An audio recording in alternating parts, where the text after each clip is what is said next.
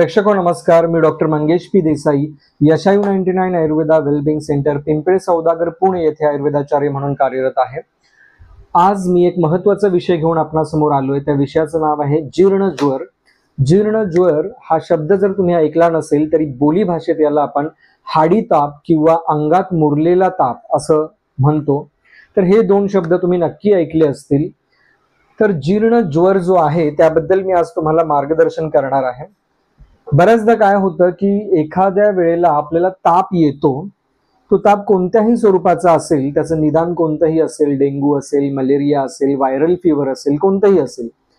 तर तो ताप येऊन गेल्यानंतर जर आपल्या शरीरातले जे दोष वाढलेले असतात, कमी झालेले असतात किंवा बिघडलेले असतात, तर हे जे दोष आहेत, हे दोष पूर्णतः प्राकृत स्वरूपात नाही झाले, ते तशाच बिघडलेल्या अवस्थेत धातूंमध्ये कोणत्याही जर लीन झाले, म्हणजे तिथे आश्रय करून जर ते बसले, तर हे लपून बसलेले जे दोष आहेत हे पुन्हा त्या धातूंचा बिघाड करतात किंवा त्या आशयामध्ये जिथे राहतात, ज्या सिस्टीमला त्यांनी टार्गेट केलेलं आहे त्या सिस्टीमला अनुसरून काही लक्षणं निर्माण करत असतात.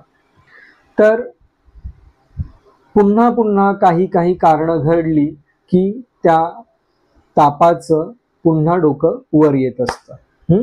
जसं एक व्यवहारातलं उदाहरण देतो. एखाद्या व्यक्तीच्या मनात समजा एखाद्या व्यक्तीबद्दल काही गोष्टी ह्या राहिलेल्या असतील, तर तो पुन्हा त्याचे काही विषय काढतो, पुन्हा मागच्या काही विषय काढतो, काही कुरगोडी करत राहतो आणि पुन्हा ती जखम ताजी करतो. त्या पद्धतीने या जीर्णज्वरामध्ये काय होतं, जरा काही निमित्त मिळालं की हे वाढलेले जे दोष आहेत किंवा बिघडलेले जे दोष आहेत ते पुन्हा त्यांना बल प्राप्त होतं आणि ते पुन्हा त्या लक्षणं तापातली निर्माण करतात. तर जीर्णज्वरामध्ये बऱ्याचदा कसं होतं, हायग्रेड फीवर बघायला मिळतोच असं नाही, परंतु 100च्या आतमध्ये किंवा 100च्या जवळपास हा ताप राहताना दिसतो आणि काही वेळेला हायग्रेड फीवर सुद्धा दिसतो, म्हणजे 100च्या पुढचा फीवर सुद्धा दिसतो. आणि अंगदुखी हे लक्षण प्राधान्याने असतं, अंगमर्द ज्याला असं आपण म्हणतो, किंवा हाडं दुखणं किंवा सांधे दुखणं ही लक्षणं सुद्धा यामध्ये बघायला मिळतात. आणि बऱ्याचदा ऑटोइम्युन डिसऑर्डरचं सुद्धा आयुर्वेदामध्ये काही वेळेला जीर्णज्वर असं निदान होताना पाहायला मिळतं. तर जीर्णज्वर जे आहे याबद्दल आपल्याला काही महत्त्वाची माहिती असणं ही गरजेचं आहे. तर जीर्णज्वर जर तुम्हाला निर्माण झाला असेल, तो पुन्हा पुन्हा डोकं वर काढत असेल, तर तुम्ही एखाद्या वैद्याकडून चिकित्सा घेणं हे तर गरजेचं असतंच, परंतु आहार विहारामध्ये काही बदल करणं, काही डाएट लाईफस्टाईल्सच्या गोष्टी पाळणं वैद्यांच्या सल्ल्याने हे तर फार महत्त्वाचं असतं. कारण तुमची कितीही औषधं चालू असली आणि जर काही चुका घडल्या तुमच्याकडून, उदाहरणार्थ दिवसा झोपलात किंवा भुकेपेक्षा जास्त खाल्लत, भूक नसताना खाल्लत, जेवल्यानंतर जास्त पाणी पिलत, किंवा तुम्ही पचायला जड खाल्लत, किंवा तुम्ही अपथ्यकर आहार खाल्लात, पिझ्झा, बर्गर वगैरे असे फास्ट फूड, जंक फूड या गोष्टी जर तुम्ही खाल्ल्यात, तर यातल्या कोणत्या ना कोणत्या कारणांमुळे ते जे लीन झालेले लपलेले दोष आहेत त्यांना पुन्हा बल प्राप्त होतं आणि ते पुन्हा डोकं वर काढतात आणि पुन्हा तुम्हाला आतल्या आत किंवा साक्षात ताप हा जास्त प्रमाणात सुद्धा येऊ शकतो. तर या गोष्टी तुम्ही पाळल्या पाहिजेत. आणि जर तुम्हाला असा त्रास झाला तर प्रायमरी मॅनेजमेंट तुमच्या रेग्युलर औषधांसोबत काय करायला हवी ते तुम्हाला सांगतो. तुम्हाला ज्या वेळेला भूक नसेल त्यावेळेला खाऊ नका किंवा भुकेप्रमाणेच खावा. कमी भूक असेल तर कमी खावा. जर अगदीच कमी भूक असेल किंवा काहीच भूक नसेल तर तुम्ही पेजेपासून सुरुवात करा. भाताची पेज किंवा मुगाच्या डाळीची पेज याच्यापासून तुम्ही सुरुवात करू शकता. तांदळाची जी पेज आहे ते सुरुवातीला तांदूळ त्यामध्ये न घेता, म्हणजे बिना शीतांसहित तुम्हाला पेज प्यायची आहे. नुसतं पाणीवरचं प्यायचं आहे सुरुवातीच्या टप्प्यामध्ये. नाहीतर बरेच जण काय शक्कल लढवतात की तांदूळ क्रश करतात पूर्ण मिक्सरमध्ये आणि त्याची पेज बनवतात आणि ती शीतांसहित घेतात, तर ते पचायला हलकं नसतं. पचायला सर्वात हलकं काय असतं तर तांदळाची पेज बिना शीतांसहित किंवा मुगाच्या डाळीची पेज बिना मुगाच्या डाळीसहित. त्याच्यानंतर जसजसा तुमचा अग्नी हा प्रज्वलित होत जातो तसं थोडं पचायला अजून थोडंसं त्याच्यापेक्षा जड अशा स्वरूपाचा क्रमाने ते वाढवत द्यायचं असतं.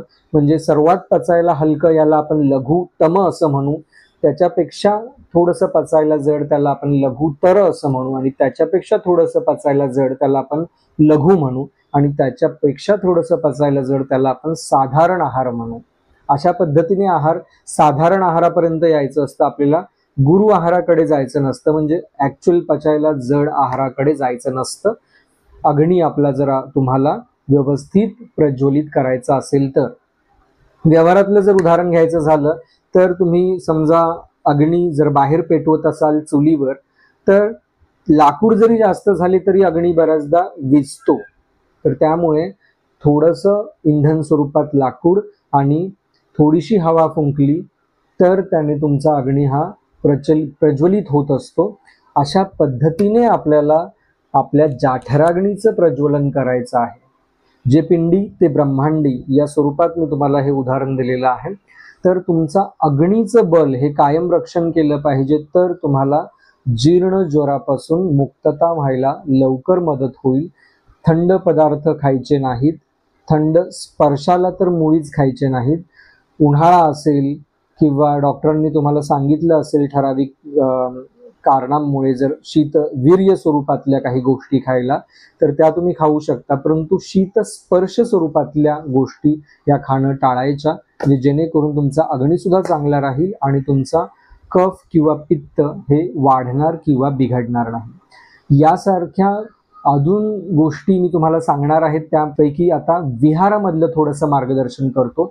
विहारामध्ये तुम्ही काय करायला हवं, जर तुम्हाला ताप आलाच तर तुम्हाला मेन म्हणजे अग्नीकडे लक्ष द्या. अग्नी ज्याप्रमाणे असेल त्याप्रमाणे हलक्या आहारापासून नॉर्मल आहारापर्यंत तुम्ही यायचं आहे. आणि शिवाय ताप असताना डाव्या कानात कापूस ठेवायचा आहे, पाठीचा कणा गरम पाण्याच्या पिशवीने शेकायचा. ठीक आहे, त्याने तापाची पाळी लवकर निघून जायला मदत होते आणि तापाची येणारी पाळी ही चुकायला सुद्धा त्याने खूप मदत आपल्याला होताना दिसते. ठीक आहे. आणि जर तुम्हाला अजून एक गोष्ट करू शकता, ताप आलाच तर अंगावर जास्त पांघरून घ्यायचं, फॅन पूर्ण बंद करायचा आणि एका कोपऱ्यात जाऊन झोपायचं. घाम आला की ताप लवकर निघून जातो. आणि खूप जास्त गरज असेल तरच तुम्ही पॅरासिटामॉल वगैरे अशा गोष्टींचा गरजेप्रमाणे त्या औषधांचा उपयोग केला तरी चालू शकतो. परंतु अगदीच तीव्रता कमी असेल तर त्यावेळेला या बदलांनी सुद्धा तुम्हाला फायदा होताना दिसतो. आणि वैद्यांचा सल्ला वेळोवेळी घेत राहा. अशा पद्धतीने आपण जीर्ण ज्वरावर आज मार्गदर्शन केलंय. पुन्हा येईन नवीन व्हिडिओ सहित. तोपर्यंत रजा घेतो. धन्यवाद.